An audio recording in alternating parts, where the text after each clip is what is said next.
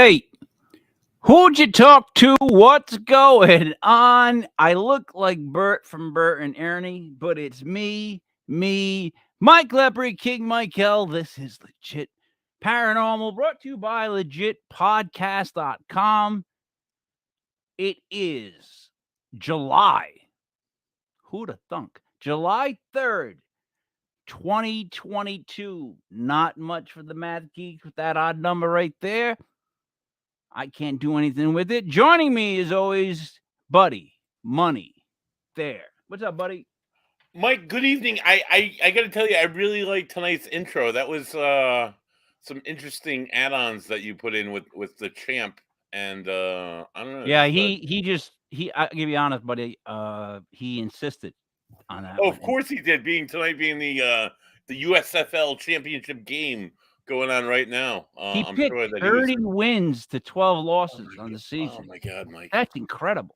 And we're just going to hear about this from now until probably the end of next year. There's already been 2 championships. Joining us, Joey Paranormal. What's up, Joe? Just another day listening to the feats of the champ. Waiting to see this guy in person. I'd like to give him a piece of my mind. I think his attitude's a little sour, but hey, he's made some right picks. He's won some fake championships. So he's got that right. Joe, I got a question. First of all, what would you do if you gave him a piece of your mind? Have you thought it through?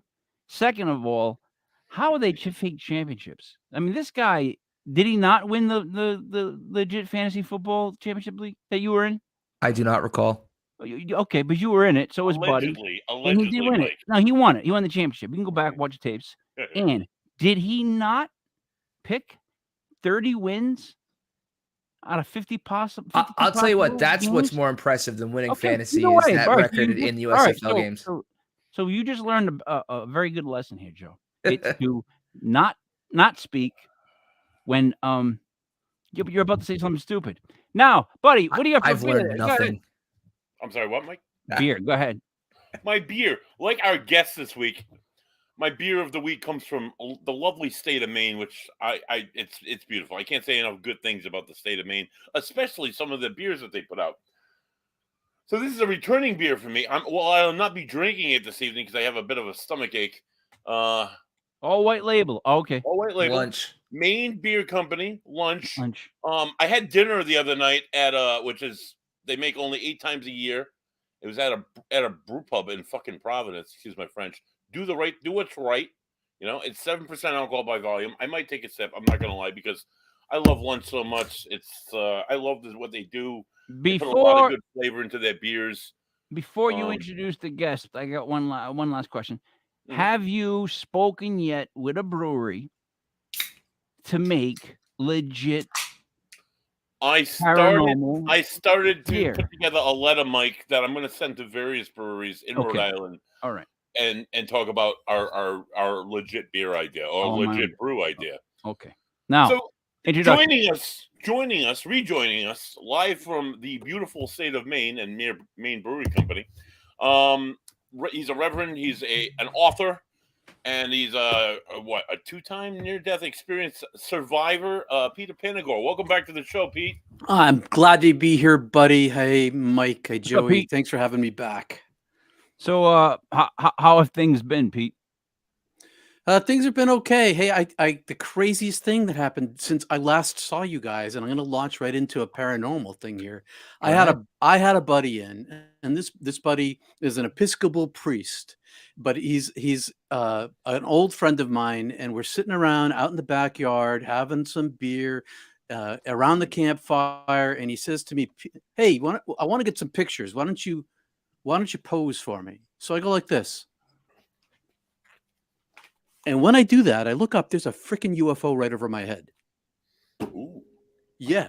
And so I'm going to set the scene for you here. It's like a 3/4 moon. The moon's out, but it's obscured by these high, thin clouds going by. And sometimes you see it clearly, but these clouds are passing by, and there's this oak tree with all these fingers up. And above the oak tree and below the clouds is this glowing orb. And it's just this orb. It's not like I'm looking at it like, I don't see any pulsing lights on it. I don't see any red lights on it. What am I looking at? And I'm looking at it and looking at it. And it's going just along on this straight line, very slowly below the clouds, but not so far away. And my buddy, he shot a little tiny video, and it shows and took a couple pictures. It shows this like a glow around this thing, like a electrical glow around this ball that was just checking us out. Maine has the highest number of UFO sightings in the country reported.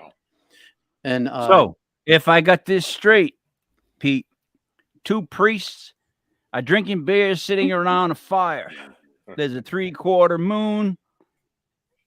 One of the priests decides to pose for a picture around the campfire. He leans all the way back, looks up, sees a glowing electrical ball, which is a UFO. Yep.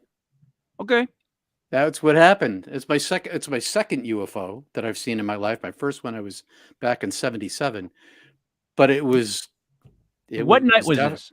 This was good question. Let me think about the night it was. I could look it up on my calendar. No, you don't have to go crazy. It was in June. It was in June, late May, early June. Because I still look like Bert, but I actually saw something within like the last week or two that was just a consistent movement, and I obviously chalked it up to a jet, but did not look like a jet. Didn't have the same sort of like.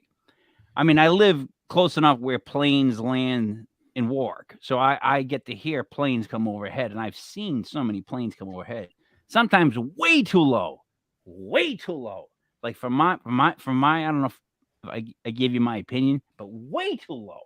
So they come in and they're making noise, and I see some of them, but this one was like high enough but far away enough that it just was zipping along with this weird color, and it had a weird speed to it. I just watched it for a while, and I'm one of those guys that I just looked at it and I just chalked it up to a jet. You know what I mean? It was definitely going too high to start the landing for Warwick, because I can tell you that by where I live. But I was like, he's circling around. That's just a jet.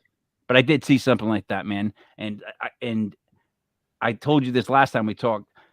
I had it happen to me once where I saw it and I never spoke about it ever to anybody. Me and my friends. Why would you?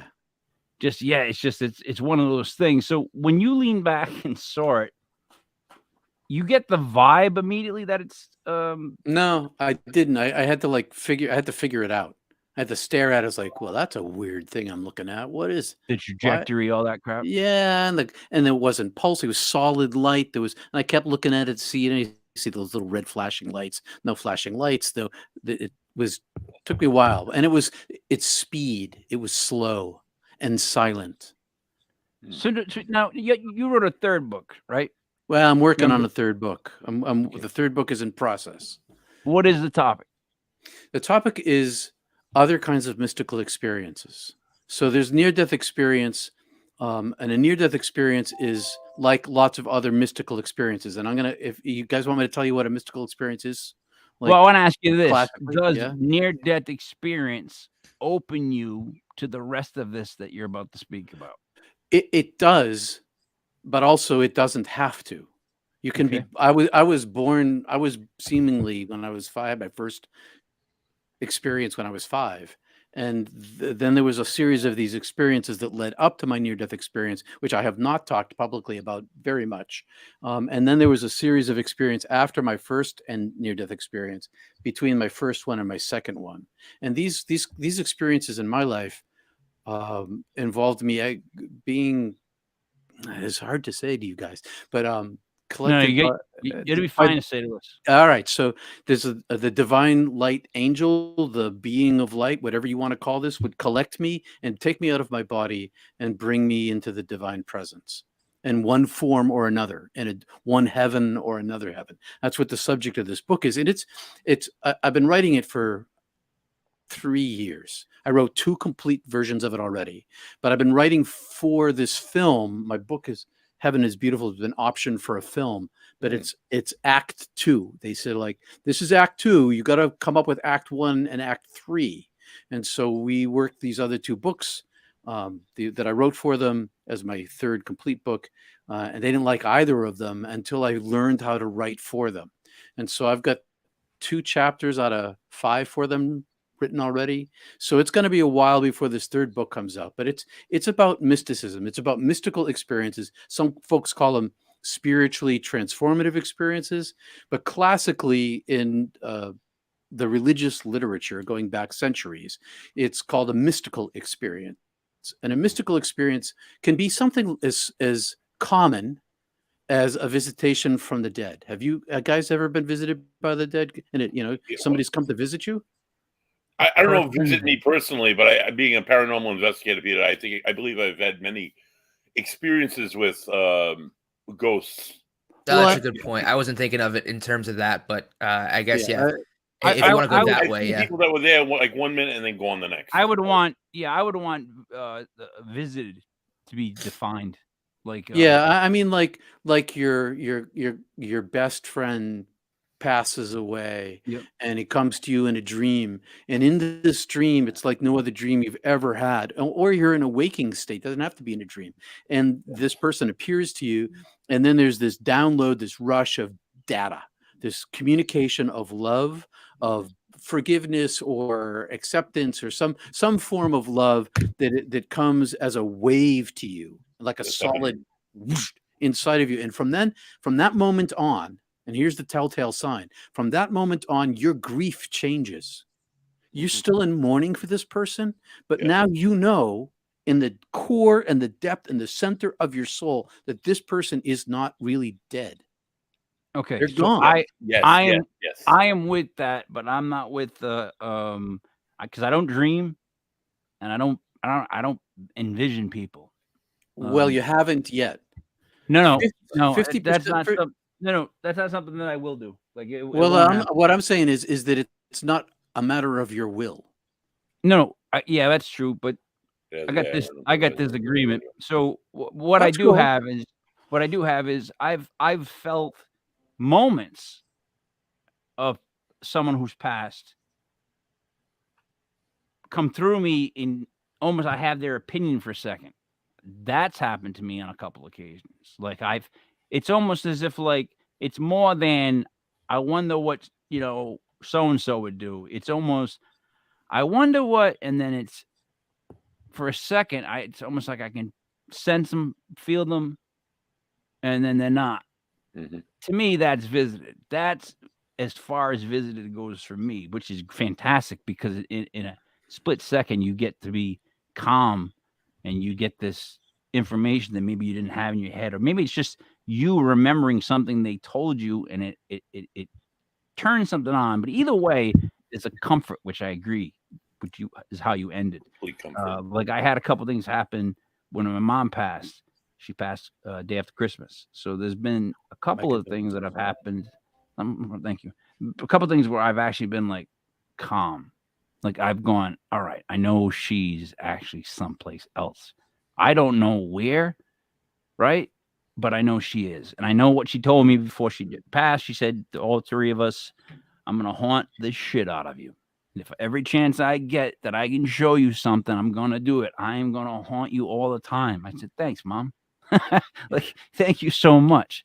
So yeah, that's how that goes. Now, I guess my question is, so near-death experience. See, I actually wrote a book called Between Hell and Heaven, and I'm actually rewriting it in the first person, but it's about someone that's nuanced and passes and has to make a decision whether staying in heaven is worth it, or knowing that your family's about to die and going back to help them. So it's like a guy makes a decision, and I got help from Ronald Murphy, very poetic. We talked about the whole 7 layer. Is it the 7 or 8 of heaven, and then hell is like 2 or 3, but whatever. We created a whole universe, and it was a lot of fun.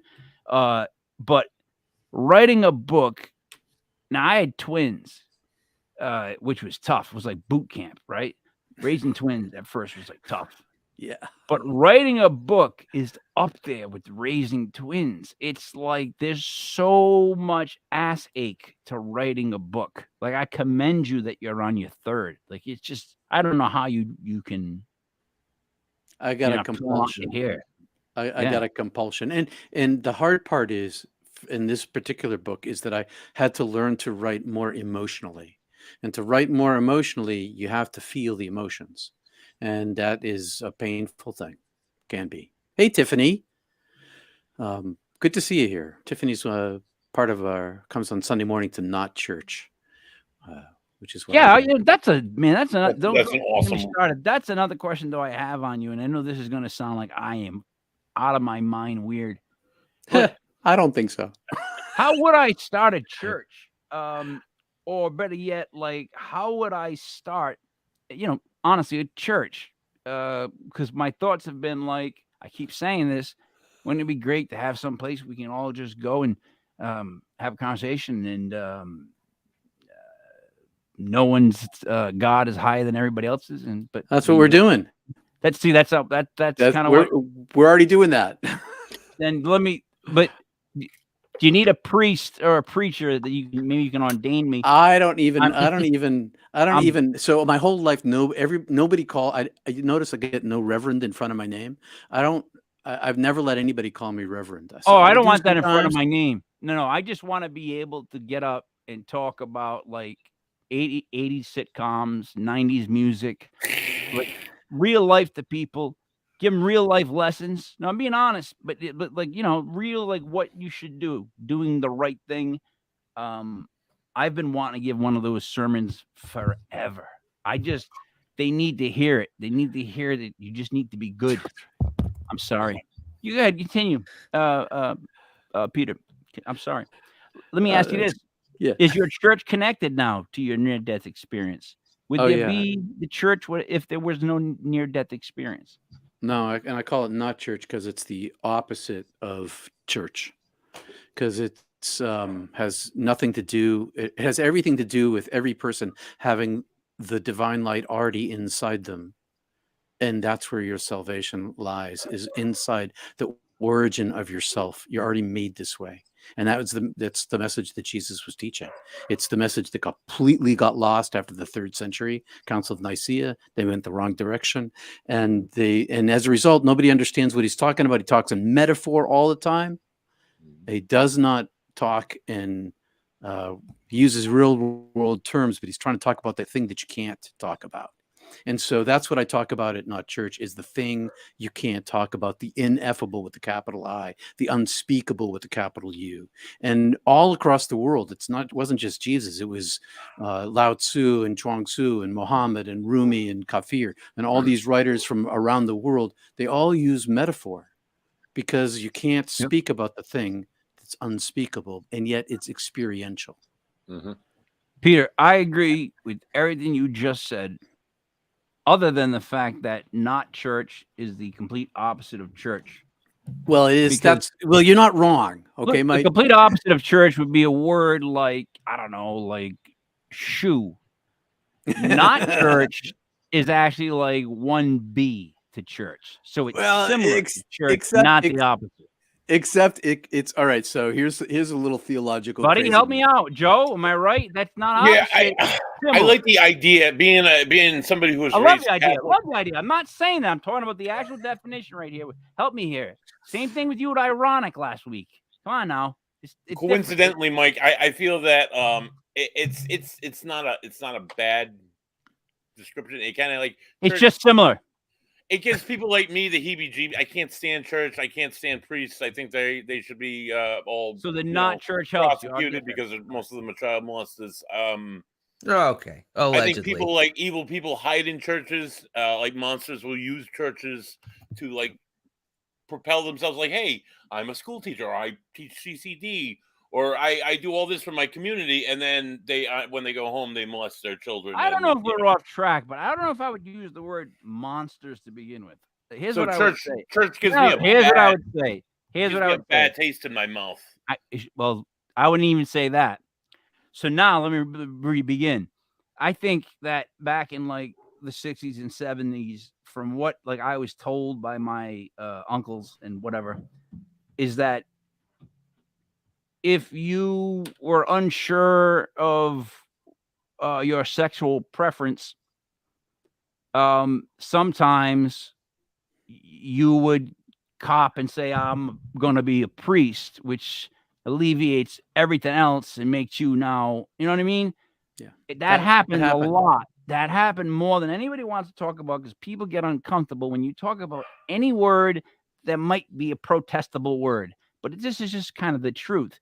So you got a lot of people, buddy, that had like their sexual thing like put into like a one of those the Jack in the Boxes, Right? And that's where you ended up having the monsters that ended up developing, because we all know if you keep cranking the friggin' box, the thing pops out. Peter, am I making any sense? You are, except for I knew a bunch of gay priests, and they weren't pedophiles. No, I'm not saying they all were. Yeah, no. Right. Let me restart that. Let me restart that. Priests, I'm not saying about anything about all priests being pedophiles. I just know, Listen, the church leaves a nasty taste in my mouth because. Oh well, I'm with you, buddy. It's totally get that cool. word out of your mouth too. People I've known myself that were monsters that hid in the church and used the church as their own, right, as their own mask, if you will. Almost like a way to absolve their sins by. It's left a dirty taste in my mouth. So again, can I rephrase this? The majority of kids, at least in this whole Northeast area, that were molested by priests were boys. Yeah. That's all I'm saying.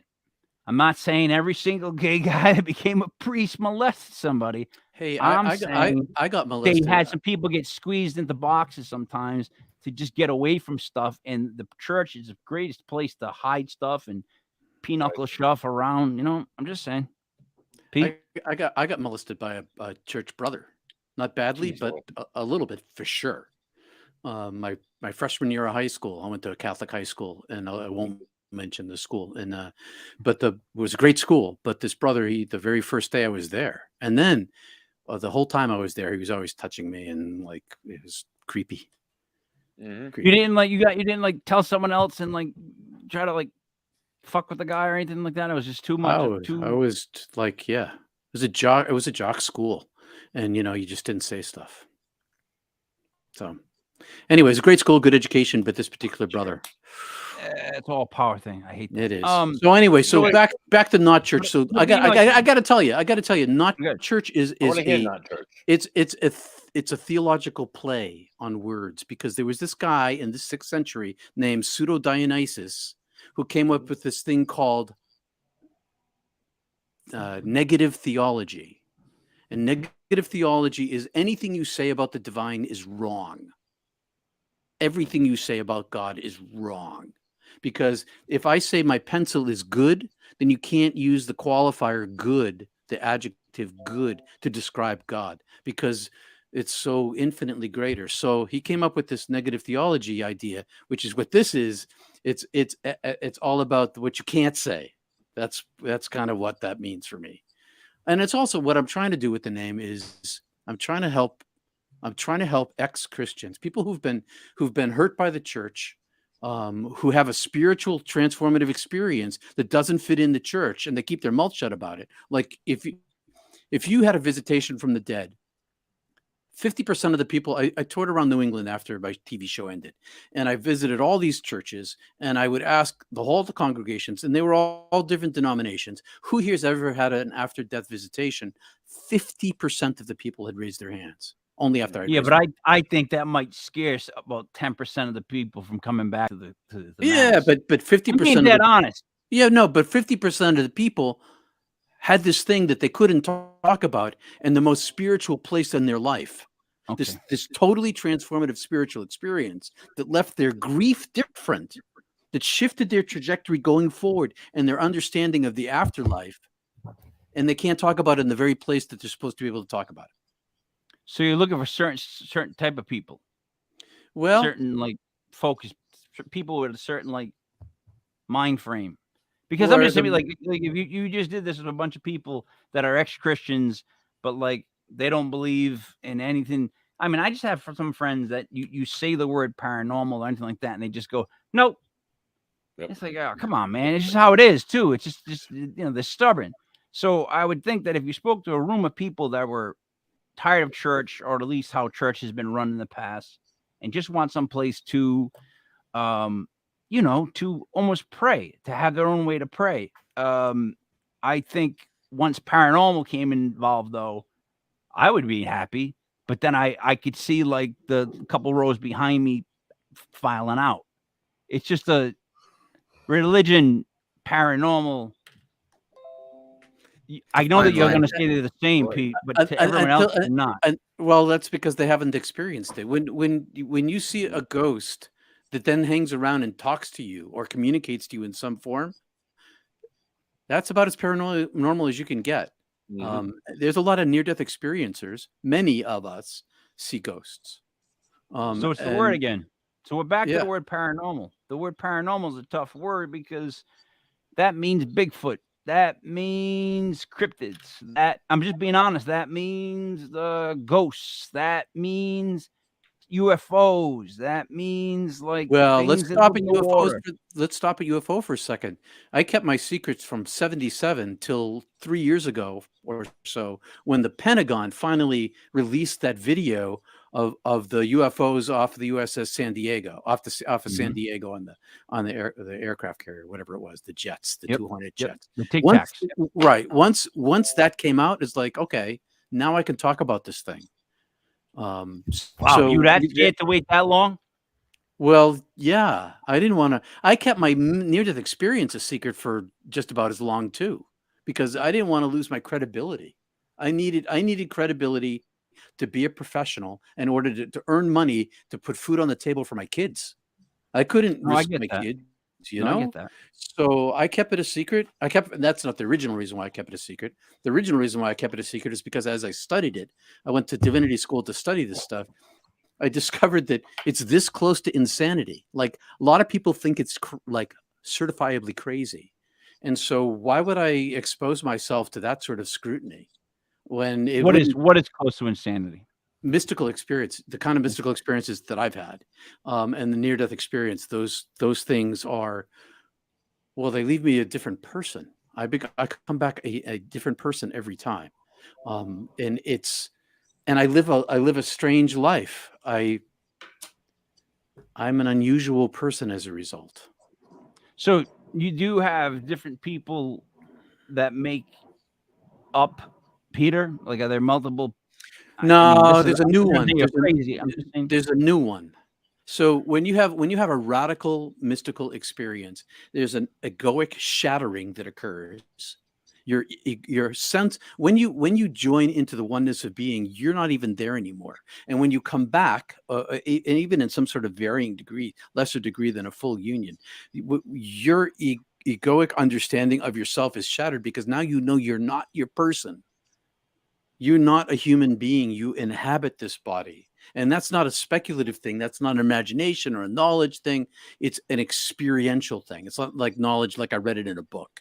It's a thing that I experience, and I live my life. I was 5 years old when I first saw that I inhabited my physical body, that I was not my physical body, that I had this deal with God that I'd previously made and had forgotten when I was in the body. And now remember, I was kind of in this light body, this sort of human shaped body made of invisible energy, would be a way to talk about it. But I even knew that wasn't my full self, and I understood that I had a contract and that I was supposed to fulfill it in this lifetime. And when that sort of thing happens, and you go back into your 5-year-old body, even as a 5-year-old, I knew that I was not just a human being. I knew that was secondary to who I was. So let me ask you this though, so you come back to this body that it's kind of like you're leasing. Yeah. Does it make you want to make your body in better shape because you know it's just a car that you're driving? Like, did you just go, I'm only going to be here in this body for so long. Let's start the burgers. I tuned it up. I tuned it up I kept tuning it up until I had a heart attack and died and left scarring on my heart. And I still am a physically active guy. I just have a problem in my heart now, my physical heart. Yeah. But no, I tuned it up because I decided I was going to have as much fun as I possibly could. This was my toy. I'm going to play with it. There. So, You know what? Then that's. I had a conversation with a friend of mine about the pandemic weight. Gaining weight during the pandemic. They keep phrasing it pandemic weight. And I'm like, you can't call it that. Like, it's just, you gain weight when you were during the pandemic. I'm not saying anybody's name, Joe. But so what I was saying was, like, if anything during the pandemic, didn't it scare you and make you want to work out? Like, the one thing I took away from the pandemic was, like, oh my God, we really should probably get it in as good a shape as we can. Let's stop eating the sugar. And can we just, like, that's how my mind thought. So if I had a near-death experience, I'd probably be like, let's tune the car up, keep it going straight so I can ride this out for a little while longer. Well, that's exactly what I did. And I got to open up a door here. It's getting hot in the studio. I closed everything down. Hold on a sec, okay? Go ahead. Hey, buddy, how is it out there in the woods? Oh, it's beautiful, Mike. The wind's blowing. I can hear the loons behind me. You look great. You look great. Snow-capped mountains. I'm gonna go fishing on the lake in a few minutes. I wish. Oh my God, I wish I was there. Joe, it's getting wicked hot in here, like hell. It was hell hot. That's okay. Joe's just in his room and Buddy's somehow in the woods. I don't understand how. Joe, you got to spice it up. Buddy's out in the woods. You know what I mean? I think my background is spiced up enough. There's a lot of eye candy for the eye to jot around to. Joe, right, sadly, I can't transport myself into the woods right on a lakeside. It's just not possible. Simmer down, Joe. Simmer down. Jeez. HR on Wednesday because of the holiday. Buddy, make sure he's there at 11:30. Right. Peter, so I love the idea of not church. I'm just messing with the names. It's actually a tick that I have in my head that, with words. The near-death experiences, though. So I'm trying to figure out what they opened up.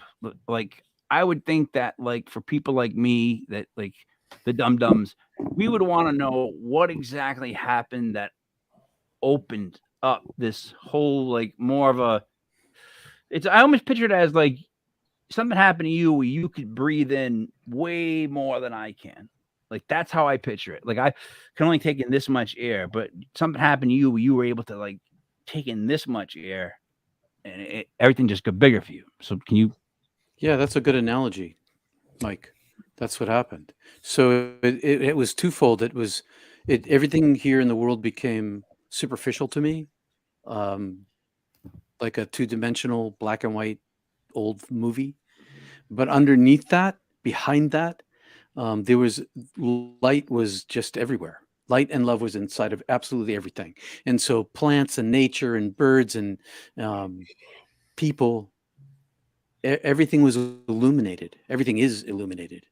That's the advantage and that's the disadvantage. The advantage is that I see light in every place I go, every person I meet. I feel it, I see it, I sense it. Can you see more in some and less in others? Some have more intensity than others. Yeah, for sure. Now, intensity, how? What does that intensity mean? Well, it's like, there's this thing called energy transference. Are you familiar with that? Mm-hmm. Or Not really. Shaktipat is another name for it. Okay. It's where the radiance of an individual becomes so strong that it projects outside themselves, and it can speak to another person. And when it speaks to another person, there's this energy exchange that happens, and that's where it's intensified. So there's lots of people in the world. I can see a little aura around every single person. But there are these people in the world that I feel them, and they feel me, and that's a form of seeing. It's a form of seeing. And so one of the things that happened when I died is that my seeing and my thinking and my hearing, my smelling and my touching, they were all one thing. So all of my senses were one sense, but it was also me. I was my senses also, and my thinking, and that sort of carried back with me. So I've got this one sense inside of me, and it's expressed through, when I listen to beautiful music like Bach or Sonny Rollins or somebody, and I hear their soul being poured into their music. It moves me, I can hear it with my soul ear. And when I look and I see light in people's eyes, I see through my soul eye. And this energy exchange is this soul touch, but it's all one experience for me. It's not separate. And so I feel people's energy with my hands, but it's the same energy that I see with my eyes.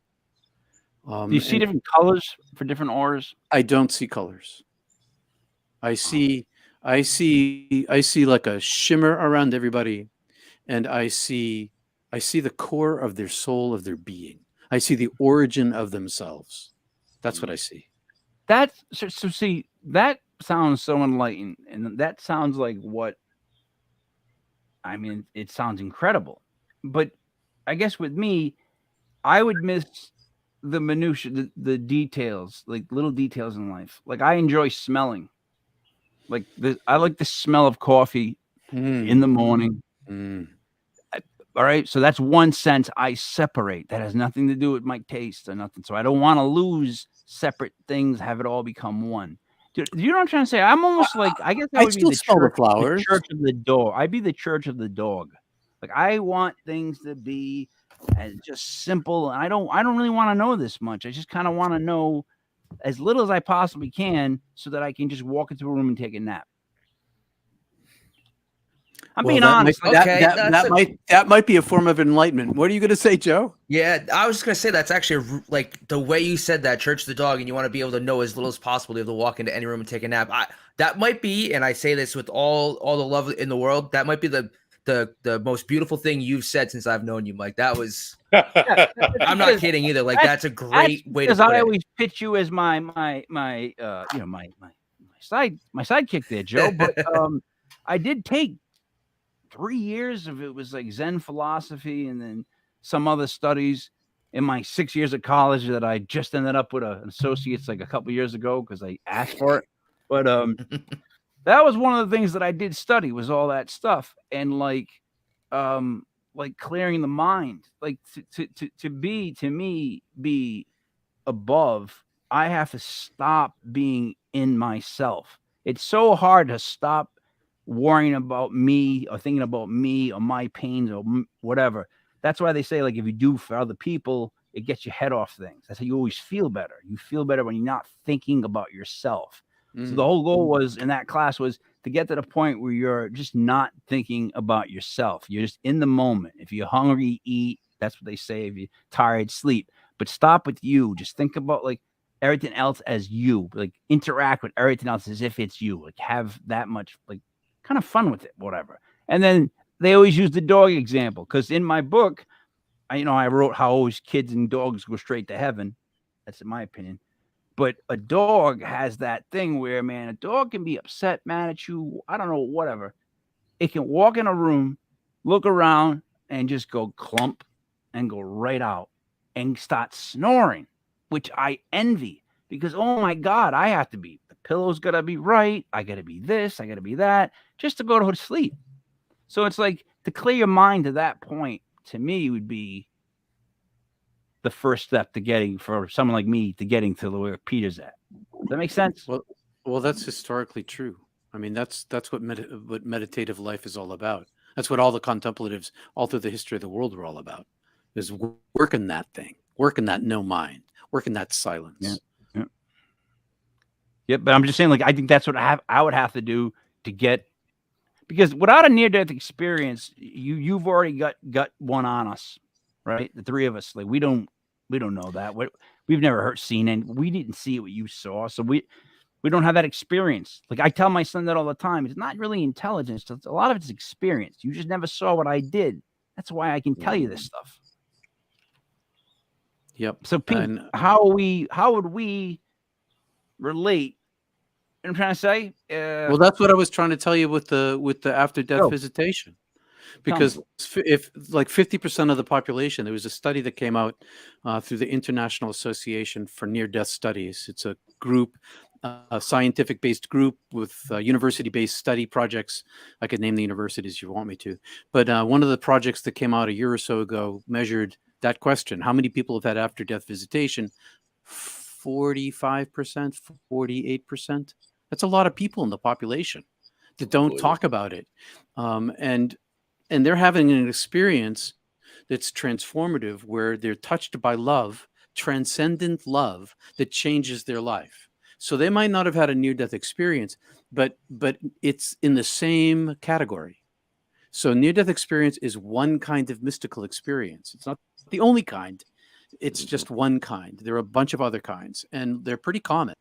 People have meet Jesus, so they have an angel experience, or they have a shared death experience. You know, they're attending somebody's death, and that person dies, and they go like partway into heaven with them. So, but Peter, so they did this poll, 40, let's say 48%. Study, not a poll. I'm sorry. Study said they had met people, past life experience, something like that. How many would you chop off the top for just being like, no offense, just being not of sound mind, reputable type opinions? I don't know. I didn't write the study. No, I'm just asking you if this is a guesstimation. Like I'm trying to narrow this down. Okay, so let me put it this way, Mike. When I was driving around New England, preaching in all these little tiny churches, asking people here, raise your hand if you've ever had an after-death visitation, and everybody's scared shitless to raise their hand because of social pressure. Right. Same thing. That's the same thing. That's just the opposite of what I was asking. So then I get everybody to I get the people who've had it to raise their hand, because I go first. I'm there as a near-death experiencer. That's why I'm there. I raise my hand. Then they're brave enough to raise their hand. They're not going to raise their hand if it didn't happen to them. I'm just saying I guess I'm just saying it's a swing. Like you see how like a bell curve. Raise their hand in your thing, and in mine, everyone's raising their hand, whereas there's too many. I'm asking you, from 48%, could we agree that even on 30%? I'll go with 30%, but my experience and the study says up to 50%. And but you know what I'm saying? Yeah, I know, I hear you. But in every single church I spoke in, it was the same. Oh, I believe you. Yeah, I'm just trying to get it all. Well, 48%, 50%. That's pretty close. It just like whenever you hear those numbers, whenever I hear these things, I always know that it's like. Yeah, but I bet this, Mike, you should ask among your friends who has had an after-death visitation, somebody. But here's the thing, Pete. That's the thing. I have like maybe let's say 20 friends. There's a couple of my friends they're all bots. Like I wouldn't have them come over and mow my lawn, Pete. So that's what I'm trying to tell you. Like in that 48%, at least 8% are robots. Like they're like, yeah, I get visited by my dad every night. He tap dances. Like maybe not. Like we gotta be. I hate the word skeptical, but we gotta like at least give and take when you do things. When you play odd, you gotta be like, all right. If it said 48%, I'm content with saying like 30% of people have these things. These events happen. To me, that's.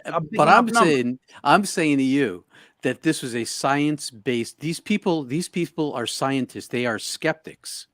The people who do the research at the International Association for Near-Death Studies, they are skeptics. That's what their job is skepticism. I know, but you know what the problem is with science? Science changes. Well, that's what it does. Science is, evolves. So the numbers always change. Everything's always changing. Science is like, oh yeah, trust me on this. It's like it's going to be this number, and 2 days later it's another number. It's like, well, it's science. We change. So trust me on this. So I mean, my grandparents didn't know that there was a such thing as a galaxy. This is true. And they were happy about it. Did they need to know? They didn't even need to know. And now we've got the James Webb Telescope. It's like looking back in time. I just want to say, as it relates to science, one of my favorite jokes, Mike might appreciate this, is a gentleman on stage goes, scientists will tell you that my hand and this desk are made of the same molecules, but when I knock my hand against this desk, they stop. It stops. It makes a noise. If they're made of the same molecules, how come my hand doesn't go through this desk when they touch? And scientists just look at you and go, I don't know. And honestly, that makes no sense. You know, so that's what I think of when it comes to science too. Is that true though? I mean, what are you talking about? Molecules? Yeah. Well, I mean, think about it. If we're all made of everything is science will tell you everything is made of molecules, electrons, neurons, everything is made of molecules. And if everything is made of the same molecules, why is it that my hand doesn't go through this desk? And I get it because this desk has more of a certain type of atom or molecule. You're going too far down the well here. I'm just saying, I'm trying to agree. I don't know what happened. I'm just saying science changes because right now science can't even give you full answers. So it's trying to make light of the situation and also kind of agree on both sides where, you know, science definitely does change. But I think to Peter's point as well, the people in this study are most of them are probably already not going to be like crazies, as Mike is trying to so like kindly allude to. They're probably people who at one point were scared to admit these events happened and are now saying, I'm comfortable saying, yes, these events happen. Joe, you know what's funny is I know what I'm saying because I'm saying it. So let me continue saying it. And Pete knows what he's saying because he's saying it too. Let us continue saying it, and then we'll see what we got to say. Hey, give me my 4 minutes, man. I just have to at least get some tape on my voice and my thoughts, man. Buddy, Wednesday, HR. Again, right? Same appointment. Yeah, and we'll just cover it all. All right, Pete, what I'm getting back to is I guess so. Yeah, I do have a problem with like the word paranormal and moving it to religion and stuff and seeing things. I guess from doing this show for so long and from meeting so many people that I can't believe I can't believe 9. I'm not asking you to believe it. I'm just saying this is what the study showed. That's it. I'm sorry. That's I had a problem. I had a problem with I have a problem with studies and stats. Honestly, guys, I just want to throw this thought out here. This is just something that buddy, be careful. I did that and I got hammered for it. Yeah, I know exactly. HR. So like people who are ultra religious, people that I know who are religious, don't generally believe in. You know, it's just one part of the paranormal. Let's just say ghosts. Ghosts are not real. However, like almost every major religion has ghosts in their dogma. They have spirituality. They have Christ was seen as a ghost after he died. The apostles referred to him as a ghost. They were afraid of his ghost. Why are we so different? Like it's ingrained in your religion that ghost spirits are the word. But it's the word. I keep telling you that it's the word. When you say spirits, it's like, oh my God, that's the devil. That's not real. Not those words. That's what your religion is based on. It's paranormal. The word paranormal. Yeah, it's stupid. I think it's all real, but buddy, the word paranormal is tough to mix with old school religious people. The word paranormal. Yeah, that's true. I was trying to explain to you what it entails. I know that there is paranormal in religion. They just don't understand that. Maybe they need to be explained. But like when they hear that word, because it covers, like I told you, all the way to cryptids, it gets weird. So that's why I'm interested about the church, because it's like you got to have a certain mindset. Like you got to be, you just have to be somewhat intelligent and have, like really be open is what it comes down to, right, Pete? Really be open to the divine presence, to other ways of thinking. Yeah. Yes. Well, mystical experience cracks a person open. It makes you open to all sorts of things that you would not have experienced before. That's just what happens. Good, bad, and different. Yeah, good, bad, and different. Like, I got a ghost story for you. Want to hear my best ghost story? So I was a stilt walker. I'm a now retired stilt walker. I didn't walk in this year's parade. That's hard. And but I've been walking in parades on stilts for a long time. And so there was this parade in Maine, in Damascotta. I don't know if you know Damascotta also. There's a little bridge in Damascotta between Damascotta and Newcastle. It's probably 5 cars long, and underneath it is the Damascotta River, which it's an ocean river, and it gets really narrow, and there's a huge flow, and it's very deep. And so I'm coming down the hill in this Pumpkin Fest. It's the Pumpkin Fest parade. And so I'm dressed in like a corn stalk or something. And I'm walking down and I'm having this great parade. Kids are running through my legs and I'm having this great time. And before the parade, I got to tell you what happened before the parade to set this up. my stilt needed a replacement part, and it needed a 3/4 inch lag bolt. And I couldn't find a 1/2 inch lag bolt. I'm sorry. I couldn't find a 1/2 inch lag bolt. I could find like a 3/8, sort of like not quite as strong, but I was like, oh, that'll do. So I put it in, I put the thing together, and now I'm late for the parade. I don't know what's going on, where it starts, my first parade. I look on by my iPad, where's the beginning of this parade? But instead, it leads me to this event that happened with the Shriners, the Shriners and little go-karts and the fezzes a couple years before. So a couple years before, on this same bridge, there's the Shriners are in their cars, and they're in their little zip cars, and they're zipping around, and they had this ramp that they go up over and they land. Only this guy, he hits the ramp wrong. Hits it with 2 wheels, not 4 wheels. He flips over, smacks his head open in front of everybody, and dies on the spot in the middle of the parade. So I open up my iPad, I read this, I'm like, whoa. So now you're wearing stilts. And now I'm on stilts, and I'm walking down the hill to this bridge, and I'm crossing the bridge, and I got motion. I got long legs, and I got speed going on. I could dance on these things. I could spin on these things. I could jump. I could do all sorts of stuff on these things. And so I'm walking in the middle of the road, double yellow line, kind of a narrow car road with sidewalks and fence, right? Because you don't want to fall in. And sitting on the sidewalk is one of my neighbors. And I'm like, oh, there's my neighbor. So I'm coming down at like this full speed, rah, rah, rah. And I decide to do a pivot turn, take all of my energy and spin it this way. And I kind of took a big step toward him, and I was going to stop really short, like boom, like that, and kind of thrill the crowd.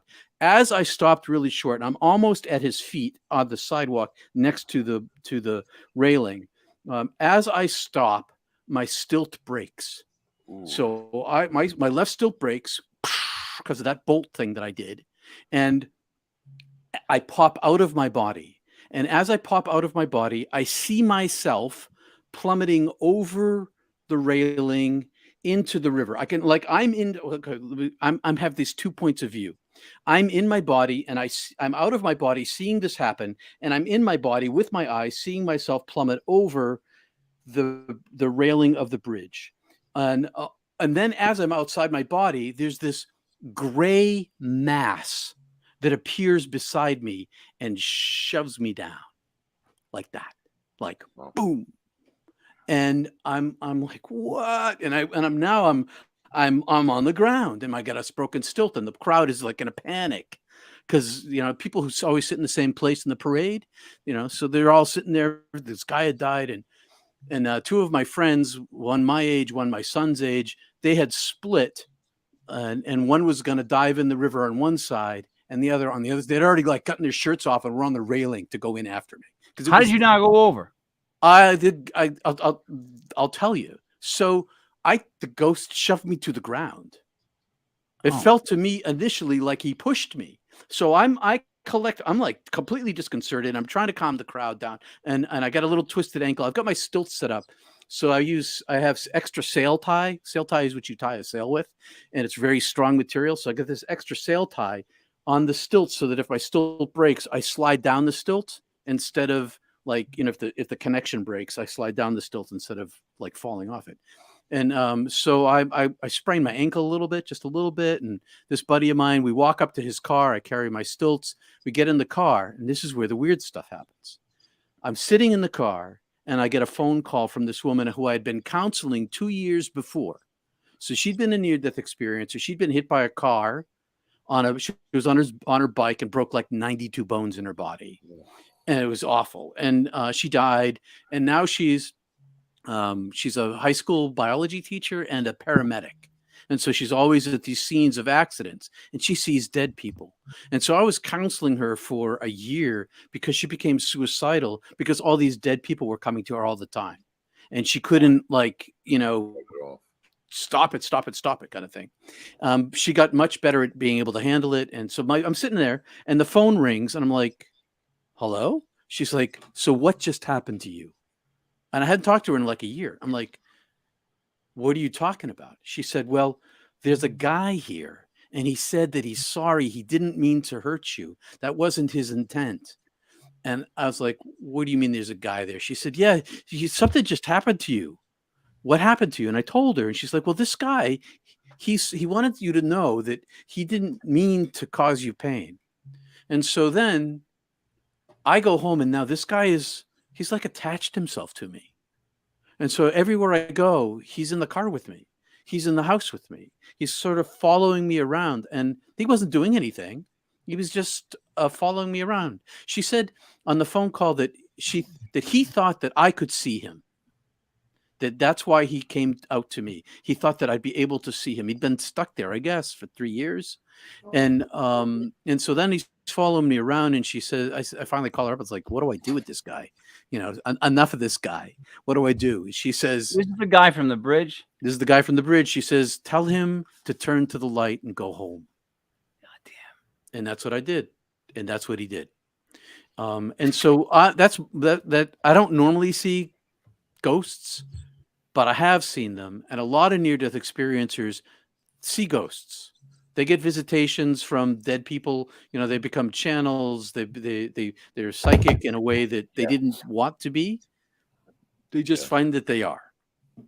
That's oddly. There's a lot of things that could be even thought about there. Like was he stuck there because he was meant to save you? I mean, like it's weird how things play out. And then, secondly, like, whenever you leave the house and you're dressed like a clown or you're wearing stilts, that's when I worry about dying the most.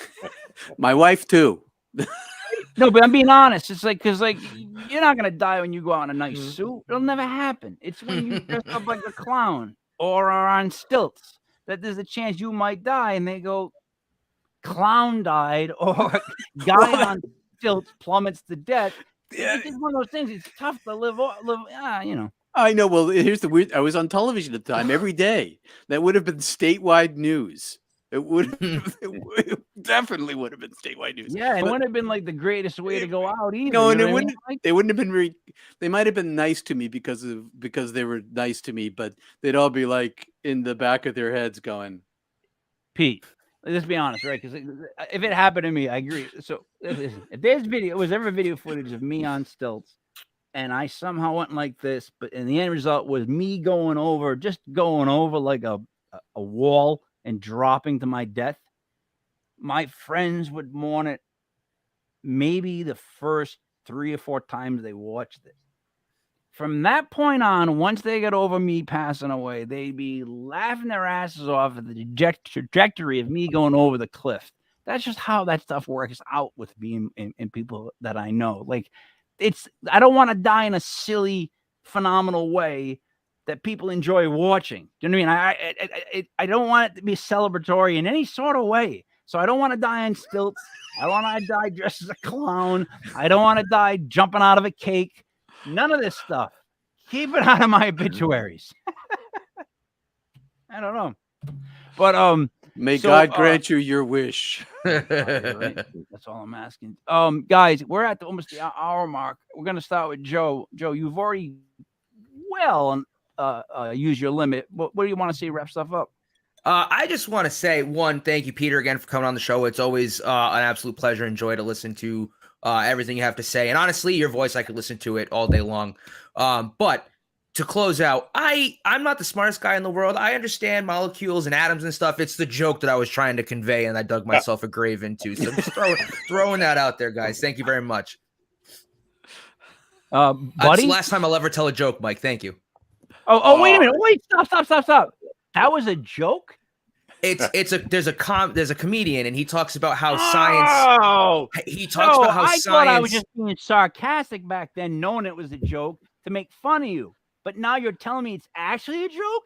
Yes, it's a comedian who does a joke about how science doesn't make sense. He starts with you're on Earth. He goes, "Oh, you think you're in America? Zoom out. You're on a space rock." And then he goes on from there about talking about how kind of ridiculous science actually is. You're the guy they tell not to struggle in quicksand, but you do it anyways. Yeah. You do it anyways. You just go at it. I just Buddy, what do you got to say? Pete, it was great having you back on the show. After you were on the first time, my mother ran out and bought Heaven is Beautiful, and it's a very short, very easy read.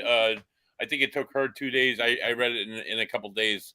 People I've talked to have read it. It's an absolute phenomenal story. I don't know how your other book is, but I probably pick it up just because the Heaven Was Beautiful was such an amazing story, and so well told. Your story is, I don't know, it just touches me somehow. I'm not really like, when most people talk about near-death experiences, I kind of look at them like you can't maybe connect. they have two heads because I work in mental health. But honestly, I love your story, and it's absolutely beautiful. So run out and pick up that book. Heaven is Beautiful, Peter Panagore. Join us next week if you're not too blown away by the 4th of July celebrations. Next Sunday, joining us from Minnesota, Jill Shelley. She's a paranormal investigator. She has her own team out there.